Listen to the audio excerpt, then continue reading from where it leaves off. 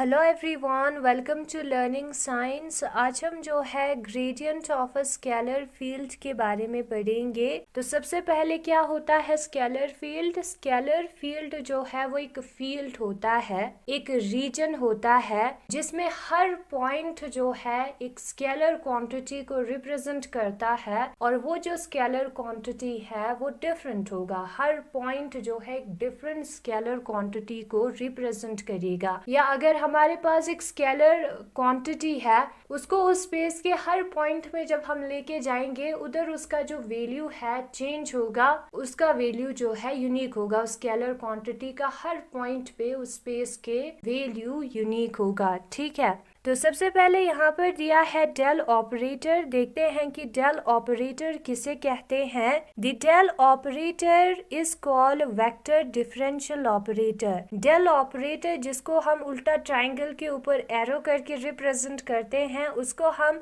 Vector differential operator भी कहते हैं। This operator was introduced by sir Hamilton और ये ऑपरेटर जो है सर हैमिल्टन ने दिया था and is read as nabla और डेल, और इसको हम डेल ऑपरेटर या नेबुला ऑपरेटर कहते हैं। ठीक है, the del operator is defined as del operator यहाँ पर दिया है। डेल ऑपरेटर जो है del I cap upon del X plus del J cap upon del Y plus del K cap upon del Z के बराबर होता है। I cap, J cap, K cap हमारा यूनिट वेक्टर्स है एक्स एक्सिस पर, Y axis पर और Z axis पर। उसका हमें पार्शियल डिफरेंशिएट करना है एक्स वाई जेड के साथ, उसी को हम कहते हैं del operator. Not when a scalar field phi is operated upon by del operator we get a vector field. और जब भी कभी हम किसी स्केलर फील्ड को डेल ऑपरेटर के साथ ऑपरेट करते हैं तो हमें वेक्टर फील्ड मिलता है। ये हमें याद रखना है।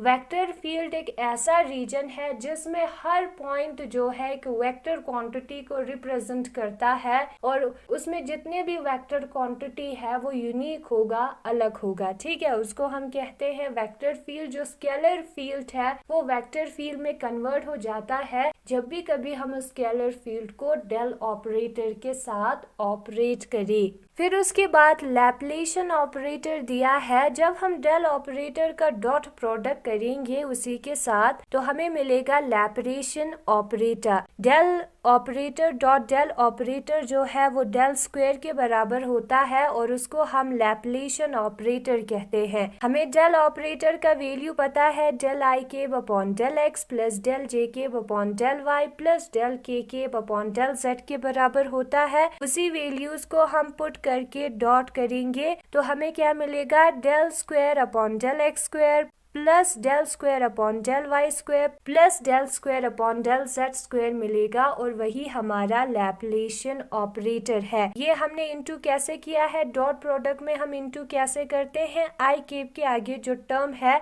उनको इनटू करते हैं, दोनों सेम है तो हो गया है स्क्वायर, प्लस जे केब के आगे जो टर्म है उनको इनटू करते हैं, दोनों सेम है तो हो गया है स्क्वायर, और के केब के आगे जो टर्म्स है उनको इनटू करते हैं, दोनों सेम है तो हो गया स्क्वायर, बीच में आएगा प्लस, और यही है हमारा लैप्लेशियन ऑपरेटर। फिर आज का हमारा टॉपिक आता है which is the gradient of a scalar field. Scalar field का ग्रेडियंट क्या होता है? When a scalar field phi is operated upon by a del operator we get a vector function which is called gradient of a scalar field. जब भी कभी जो scalar field होता है, स्केलर फील्ड को हम फाई से रिप्रेजेंट करते हैं, उस पे हम डेल ऑपरेटर का यूज करते हैं, उसको हम ऑपरेट करते हैं डेल ऑपरेटर के साथ, तो हमें जो है एक वेक्टर फंक्शन मिलता है। हमने पहले डेल ऑपरेटर में भी देखा था स्केलर फील्ड पे डेल ऑपरेटर अप्लाई करने से हमें वेक्टर फील्ड मिलता है,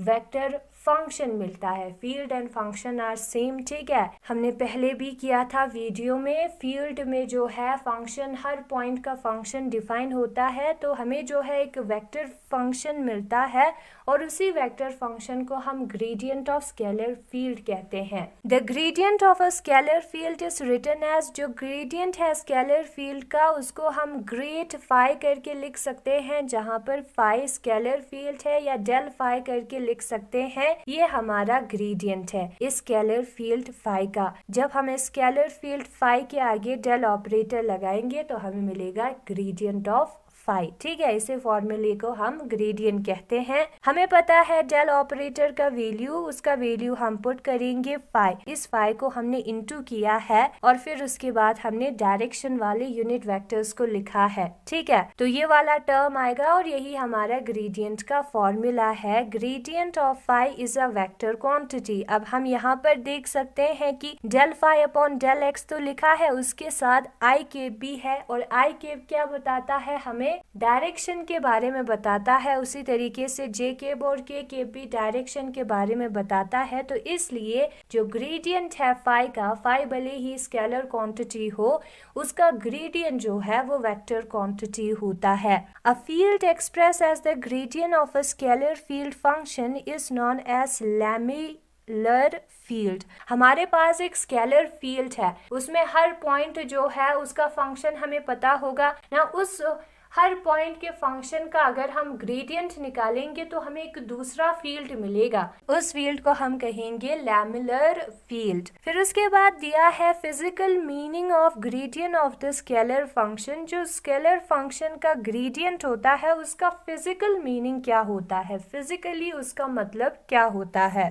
Let two level surfaces S1 and S2 represent scalar function phi and phi plus d phi respectively। हम सपोज करते हैं कि हमारे पास दो लेवल surfaces है S1 और S2 और वो जो है स्केलर फंक्शन रिप्रेजेंट करता है phi और phi plus d phi respectively। जो S1 लेवल सरफेस होगा उधर स्केलर फंक्शन होगा phi, हर पॉइंट पे उस सरफेस का फंक्शन होगा phi, और जो S2 लेवल सरफेस है उधर उसका फंक्शन होगा phi plus D phi. Level surface हम ऐसे सरफेस को कहेंगे जिसका फंक्शन चेंज नहीं होगा उस सरफेस पर। ठीक है, let P and Q are the two points on these surfaces such that OP is equal to R vector and OQ is equal to R plus DR vector figure first. और हम suppose करते हैं कि P और Q जो है इस surfaces पर पॉइंट्स है और क्या कंडीशन है, जो OP डिस्टेंस है वो R वेक्टर के बराबर है, OP वेक्टर जो है वो R वेक्टर के बराबर है और OQ वेक्टर जो है R प्लस DR वेक्टर के बराबर है।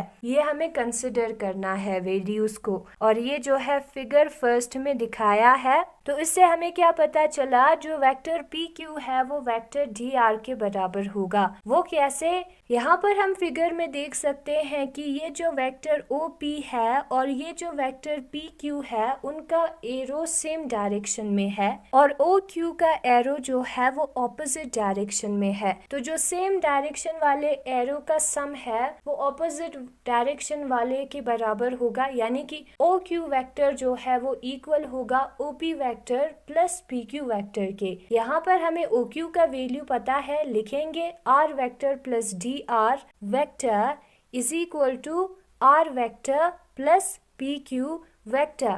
अब इस R वेक्टर का साइड हम चेंज करेंगे तो हो जाएगा माइनस R वेक्टर। तो PQ वेक्टर जो है वो हमारा बराबर आएगा R plus DR vector minus R vector के, प्लस R और माइनस R हो जाएगा कैंसिल। PQ हमारा बराबर होगा DR वेक्टर के। तो यहाँ पर जो PQ वेक्टर है वो DR वेक्टर के बराबर आएगा, वही यहाँ पर लिखा है। Let the least difference between the two surfaces S1 and S2 is PR in the direction of normal at P। और जो सबसे कम डिस्टेंस है इन दो लेवल सरफेसेस के बीच में S1 और S2 के बीच में, वो कितना होगा, PR के बराबर होगा। यहाँ पर PR वेक्टर फिर उस पर मॉड्यूलस ऐड किया है, इसका मतलब है कि हम सिर्फ मैग्नीट्यूड के बारे में बात कर रहे हैं। ठीक है, वो PR होगा इन the direction of normal at P। जो नॉर्मल है P पर उसके डायरेक्शन में होगा। यहाँ पर हम देख सकते हैं जो स्ट्रेट डिस्टेंस है वो सबसे कम डिस्टेंस होता है, यहाँ पर ये स्ट्रेट डिस्टेंस है पी आर, और उसका डायरेक्शन जो है इस पी से नॉर्मल के डायरेक्शन में है, जो कि यहाँ पर हम फिगर में देख सकते हैं। ठीक है, डी एन वेक्टर का direction. N cap be the unit vector along P R and P R vector is equal to d n vector, और एन केप जो है यूनिट वेक्टर है पी आर के अलोंग, यानी कि ये जो पी आर वाला टर्म है उसके डायरेक्शन को ये एन केप रिप्रेजेंट करता है, और पी आर वेक्टर हमारा डी एन वेक्टर के बराबर है, ये हमें कंसिडर करना है। तो now d n is equal to d r cos theta, तो जो डी एन है वो डी आर कोस थीटा के बराबर आएगा। कैसे?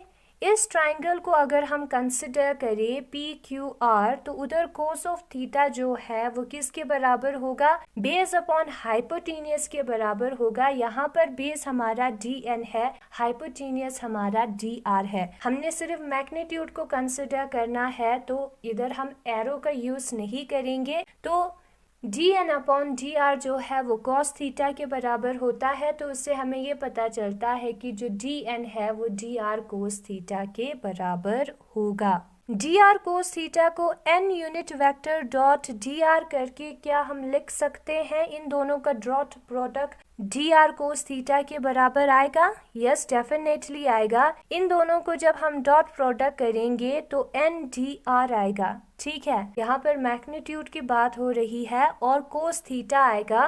कोस थीटा तो यहाँ पर है, डी आर भी है, एन नहीं है। एन है एक्चुअली, एन जो है वो 1 के बराबर होता है। यूनिट वेक्टर का मतलब एक ऐसा वेक्टर जिसका मैग्नीट्यूड 1 हो। 1 को लिखे या ना लिखे चलेगा, इसलिए यहाँ पर नहीं लिखा है। तो n vector dot d r जो है वो डी आर कोस थीटा के बराबर होता है, और ये हमारा इक्वेशन नंबर फर्स्ट है। Where theta is the angle between n unit vector and d r vector, जहाँ पर जो थीटा है वो एंगल है एन यूनिट वेक्टर और डी आर वेक्टर के बीच में। ये होता है स्केलर प्रोडक्ट के डेफिनेशन में दिया है, यहाँ पर हम फिगर में भी देख सकते हैं। The rate of increase of phi at P in the direction of P Q will be d phi upon d r. जो रेट ऑफ इंक्रीज है फाई का जो कि पी पर है in the direction of P Q के direction में, वो d phi upon d r होगा। यहाँ पर डी फाई जो है हमारा फाई है, उसमें इंक्रीज है with respect to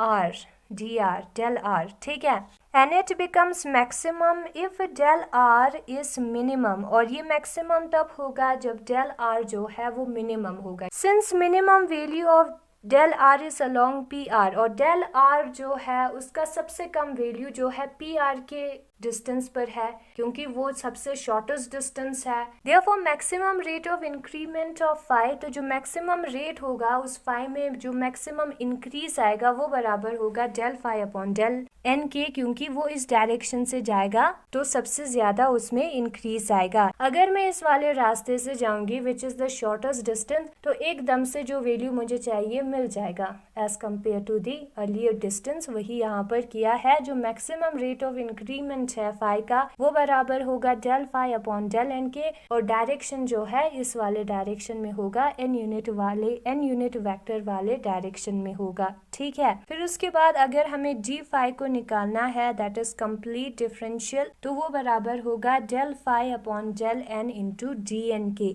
using equation number first we get, equation number first हमें यूज करना है। इक्वेशन नंबर फर्स्ट के मुताबिक जो डी एन है वो n unit vector dot d r के बराबर होता है। उसी वैल्यू को हम पुट करेंगे तो हमें मिलेगा इक्वेशन नंबर सेकंड। फिर उसके बाद हमें ये भी पता है कि जो डी फाई है वो gradient of phi dot d r के बराबर है, और वो हम कंसिडर करेंगे equation number third. Comparing equation number second and third we get, अगर हम इन दोनों इक्वेशन को कंपेयर करें, क्योंकि दोनों डी फाई के बराबर है, तो हमें मिलेगा जो ग्रेडियंट है फाई का डॉट प्रोडक्ट डी आर जो है वो बराबर होगा del phi upon del n unit vector dot d r vector के। ठीक है, इन दोनों को इक्वल किया है और कुछ भी अलग नहीं है। इस साइड पर भी dr प्रेजेंट है, इस साइड पर भी dr वेक्टर प्रेजेंट है, हो जाएगा दोनों कैंसिल। डेल फाई जो है, ग्रेडियंट ऑफ फाई जो है वो del phi upon del n into n unit vector के बराबर आएगा। Thus the gradient of a scalar function phi is a vector. तो जो स्केलर फंक्शन फाई है उसका ग्रेडियंट जो है वो एक वेक्टर है। यहाँ पर n यूनिट वेक्टर है, मतलब कि उसका डायरेक्शन होगा। It is a vector quantity whose magnitude at any point, जिसका मैग्नीट्यूड किसी भी पॉइंट पर is equal to the maximum rate of increase of phi. वो जो है maximum rate of increase of phi के इक्वल होगा। ये हमारा maximum rate of increase of phi था और यही मैग्नीट्यूड के बारे में बता रहा है, ठीक है। And is directed along the direction in which the rate of change of function phi is maximum. और वो किस डायरेक्शन में होगा? उस डायरेक्शन में होगा जिसमें जो रेट ऑफ चेंज है वो मैक्सिमम है उस फंक्शन का, यानी कि n यूनिट वाले डायरेक्शन में होगा। ये जो मैथमेटिकली हमें टर्म मिला है उसी को एक्सप्लेन किया है।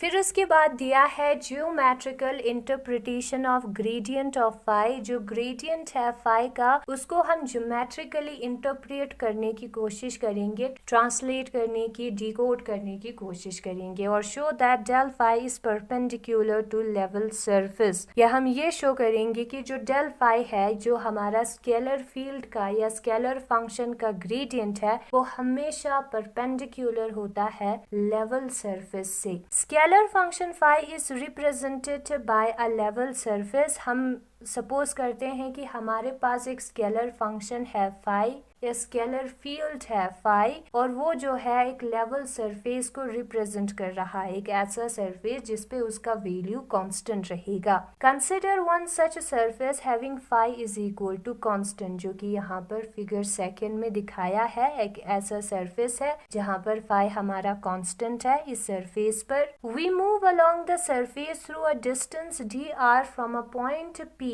To a point Q। हम पॉइंट P से पॉइंट Q की तरफ मूव किए उस सरफेस पर। The change in phi in going from P to Q is 0। तो जो चेंज इन फाई होगा उसी सरफेस पे इस पॉइंट से उस पॉइंट तक जाने के लिए वो 0 होगा। इसलिए तो उसका नाम लेवल सरफेस है, क्योंकि हर पॉइंट पर उस सरफेस के वैल्यू कांस्टेंट है, ठीक है। तो डी फाई जो है वो 0 होगा। Since d phi is equal to del phi dot dr, हमें पता है कि जो d फाई है वो gradient of phi dot product dr vector के बराबर होता है। This is our formula. Using equation number first we get, हम इक्वेशन नंबर फर्स्ट का यूज करेंगे, डी फाई की जगह पे 0 पुट करेंगे तो del phi dot dr vector जो है 0 के बराबर होगा। एंड जब भी कभी दो वेक्टर का डॉट प्रोडक्ट 0 होता है उसका मतलब है कि वो दो वेक्टर एक दूसरे से परपेंडिकुलर है। This shows that del phi is perpendicular to